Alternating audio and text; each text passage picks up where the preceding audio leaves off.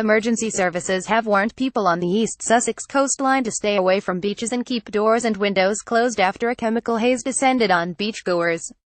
Birling Gap, near the Seven Sisters Chalk Cliffs, was evacuated by emergency services after people complained of irritation to their eyes and throats. Police said an unknown haze coming from the sea had left up to 50 people along the coast from Eastbourne to Birling Gap requiring assistance. East Sussex Fire and Rescue Service said the chemical incident was ongoing. Birling Gap Map Sussex Police said the incident appeared to have been caused by an unknown haze coming in from the sea, but the exact source had not yet been established. The first report came from Birling Gap just before 5 p.m. on Sunday. The RNLI said that possibly some kind of gaseous fumes had drifted over the area and a significant number of people on cliff tops had suffered symptoms including irritation, sore eyes and vomiting.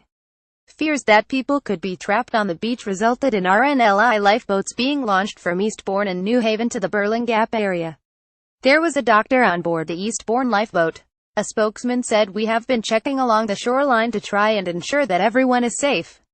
He said a plume had drifted across the area bringing some sort of substance with it, affecting a number of people. Guardian reporter Ian Cobain, who was walking along the Seven Sisters with his wife Jackie, said at midday we could see a thick mist off the coast below the cliffs, but assumed it was just a sea mist. It was immense. Once past Beachy Head you could look down over Eastbourne and see it reaching the tip of the pier. After doubling back inland, around 4.30 we dropped down into Birling Gap, where immediately our eyes started stinging and streaming. One or two children could be seen washing their eyes. We had no idea of the cause, but most people seemed to be unaffected, and those that were just getting on with it. There was no great concern at this point. As we drove away, the Coast Guard were pulling up, blue lights flashing. My wife's eyes were still hurting 30 minutes later, and mine had become sensitive to light. But only when we listened to the radio news did we realize it had developed into a major incident. When we arrived home a couple of hours later we washed our clothes and showered. As soon as my wife started washing her hair, her eyes began to hurt once more.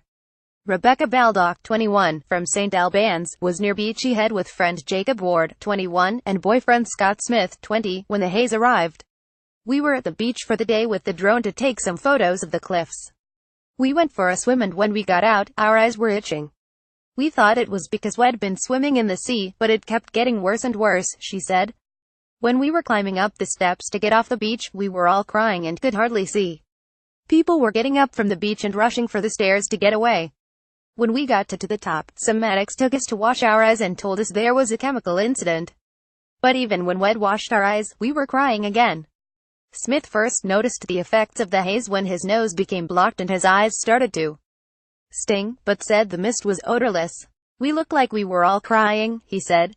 When we got to the car, some ambulances and 2 fire engines arrived. We just sped away as quickly as we could.